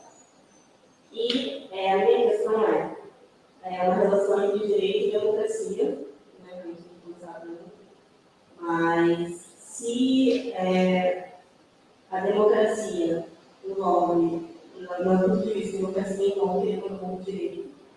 E, assim, tem dois lados da moeda, que é o direito que é mais pro lado moral, e o direito que é mais nacional, mais município. E eu queria entender como que o direito vai conseguir abraçar toda essa democracia, demonstrar ao longo de tudo, porque se você for para um lado moral, talvez você acabe misturando muitas coisas ou acabe excluindo, por exemplo, algumas culturas e acaba que não é uma democracia de fato. E, por outro lado, se você levar o direito como algo muito racional e, enfim, muito puro assim, acaba que você exclui essa parte moral que também é importante para culturas e povos, enfim. Então, a minha questão é basicamente essa: se fazem esses dois lados da moeda mesmo, e como que a democracia entra, aliás, como o direito entra nessa questão da democracia, e se algum dia isso vai ser possível, porque essa aula tem um pulo na minha cabeça, e agora eu nem sei mais se algum dia vai ser possível alcançar de fato uma democracia que atenda todas as necessidades, enfim, de todas as pessoas, de um país, de um estado, do mundo, e é isso. Então, a pergunta foi bem complexa, porque há muitos elementos. Eu diria assim, quanto à moral, é claro que a moral assim, você pode tentar uma moral filosófica marcante, mais universalista, mas a moral sociológica se fragmentou muito, é muito fragmentada. Aqui nessa sala, nós talvez tenhamos pessoas mais machistas, outras mais feministas, e cada um vai desenvolvendo moralidades muito diversas. Essa fragmentação moral da modernidade, por isso mesmo, como é muito heterogêneo, o direito ele tem que processar isso. O processamento que o direito faz é na produção normativa que é democrática no plano legislativo. Então, dessa maneira, você tem um processo seletivo e vai considerar quais são os elementos morais que podem ser incluídos constitucionalmente. Então, quando o Constituinte define a dignidade humana como um valor, ele está tomando uma postura moral que todos têm dignidade humana. Isso já é um elemento que já exclui uma moral escravista. Tem deputados no Brasil que elogiam a escravidão da família Orleans e Bragança, mas isso está fora da moral que o direito democrático constitucional não pode suportar, porque esse potencial de moralidade é excludente. Então, quando o direito se alia à democracia, o Estado de Direito, significa que a seletividade na fragmentação moral só pode implicar morais que sejam includentes. Então, uma moral que se diz superior e é fundamentalista, ela é incompatível com o Estado de Direito e democracia. Na medida em que eu digo só vale minha religião, só vale meus valores morais, os outros devem ser eliminados, eu não consigo manter. Daí porque na Constituição do Estado Democrático tem que haver o pluralismo. Não só o pluralismo político, mas a admissão da diversidade que existe no povo. E no caso brasileiro, isso é fundamental. É claro que a democracia brasileira é muito frágil no seu funcionamento, eu já falei isso na constitucionalização simbólica, porque ainda há uma exclusão imensa de pessoas que não têm acesso aos bens básicos e, portanto, tem pessoas que não têm, quase 2 milhões de pessoas no Brasil não têm um registro, foi até uma prova de vestibular agora. Então, isso aí é claro, se eu não tenho um registro, eu não posso ser carteira de identidade, nem título de eleitor, não sou nada. Então, é claro que isso aí vai bloqueando o processo da realização da democracia. Quando você tem 33 milhões de pessoas passando fome, Claro que essa pessoa não pode ter interesse político, ela quer o imediato, ela não pode refletir politicamente, porque ela quer comer naquele momento.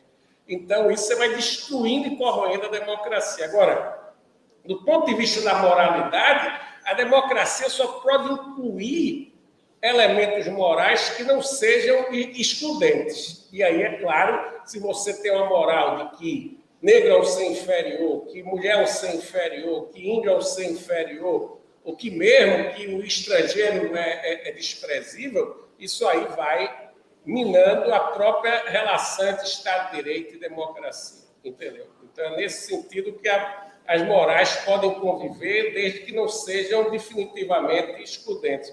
Claro que você pode ter um grau de tolerância, ninguém vai chegar necessariamente a hora de tomar posições diante de pessoas que têm moral muito conservadora e, por exemplo, despreze a pessoa com orientação sexual. Você não pode conseguir no privado controlar, que também seria um totalitarismo insuportável.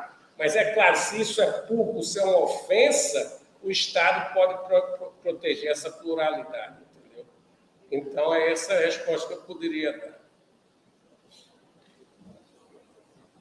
Muito obrigada, professor Marcelo. E apresentar minhas desculpas institucionais e gerenciais pela falta do ar-condicionado, mas isso é um problema crônico.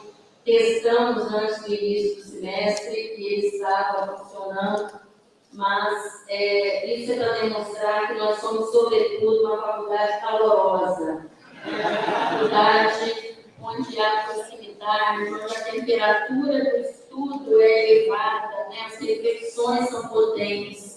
Então, há todo um elemento nesse sentido. Mas, professor Marcelo, minhas sinceras desculpas, mas o senhor conhece a realidade das universidades públicas.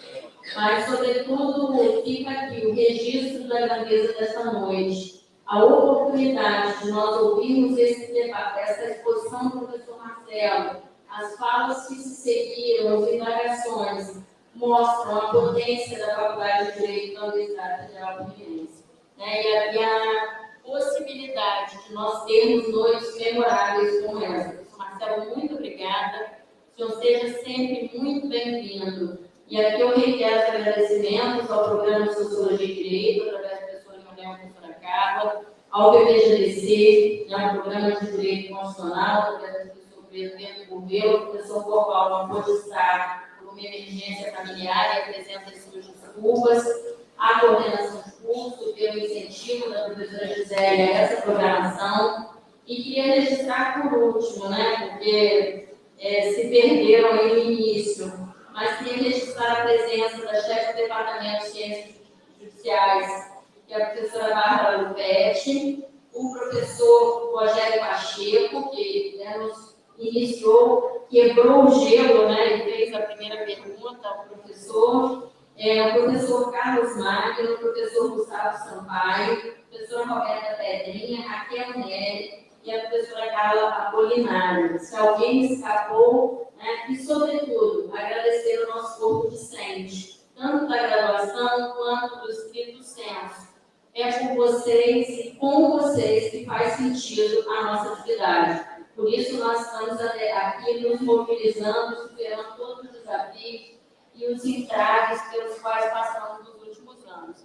Então, muito obrigada a todos pela presença. O professor Marcelo estará no saguão, no térreo, recebendo os cumprimentos, assinando os livros e atendendo os que desejarem falar com ele e tietar um pouquinho após essa palestra que nos enriqueceu tanto.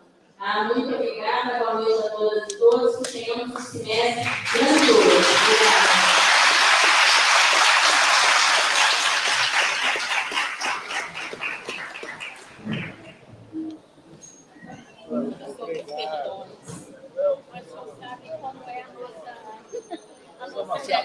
Grande honra conhecer a sua aluna. Eu vou dar a segunda aula agora. Primeiro eu sacrifiquei, não podia deixar de ouvir essa parte. Muito obrigado. Muito obrigado. Grande abraço. Tá satisfação. Você procurou aula no doutorado? Oportunidade, né?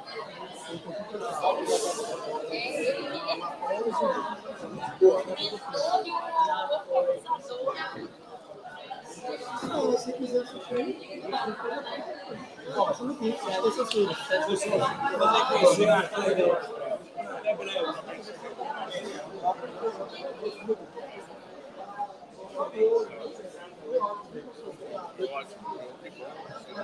Depois eu ouvi o segundo aviso aí.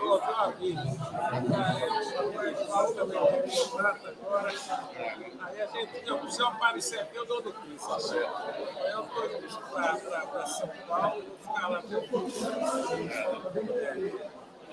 Grande abraço e bom retorno.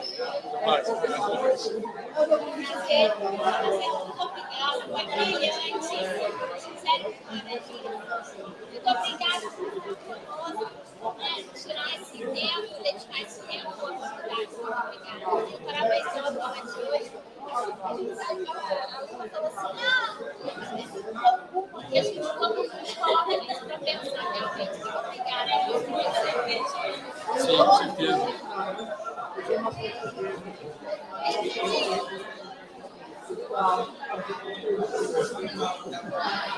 Professor, excelente, muito boa a palestra.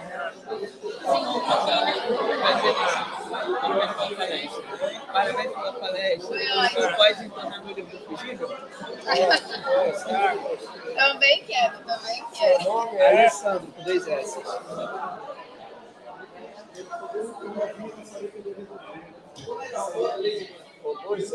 Isso, tá certo. Semestre, Eu estou no último período.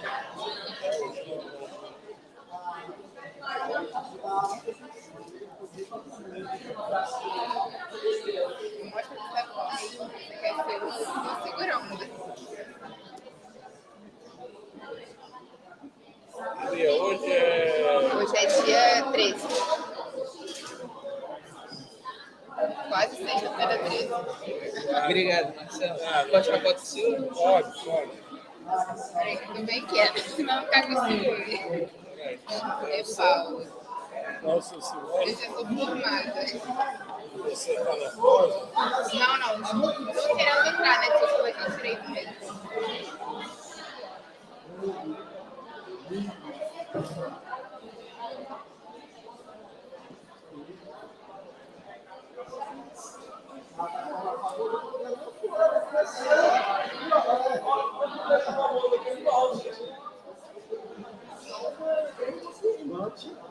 Eu também quero foto.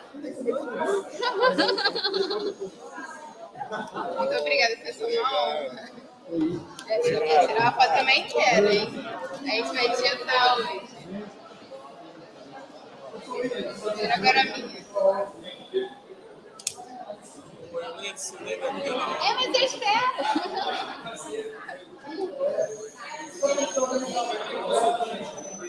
Essa caneta é de vocês. Deixa eu só usar para abrir aqui. Eu só comprei mais um pela última fala de agora. A gente vai trabalhar bastante coisa na disciplina do professor Edivaldo, no doutorado. Deixa que eu quero que eu abra. Veja, consegui um pouquinho.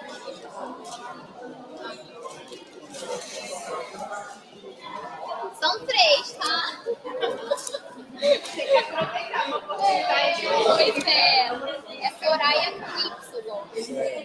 Soraya o quê? Pina, P-I-N-A. Soraya, P-I-N-A. Baixo.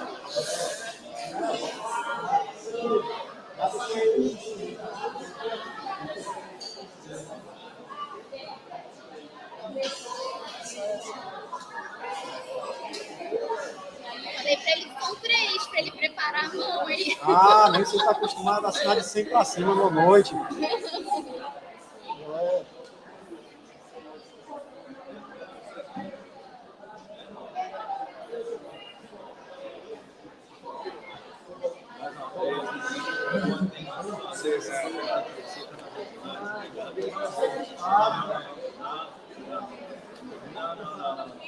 Tem que reconhecer aquilo que é para reconhecer. Só são alunos que mandaram com dinheiro.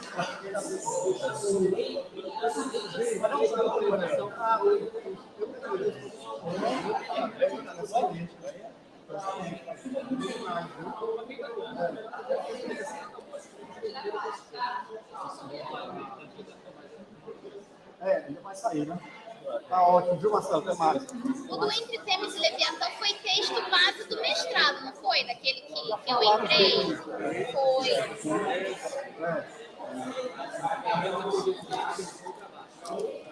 Eu uso também alguns disciplinas, né? No doutorado a gente vai usar esses dois, né? Esse aqui. Vai demorar um pouquinho ainda. Não, Eu já deixei reservado.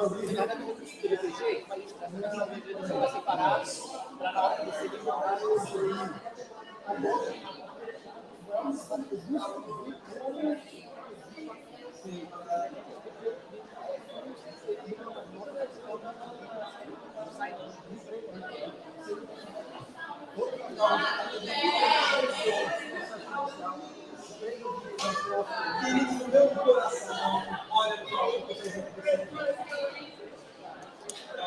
Mas ele vai tirar uma foto também, mas eu não quero.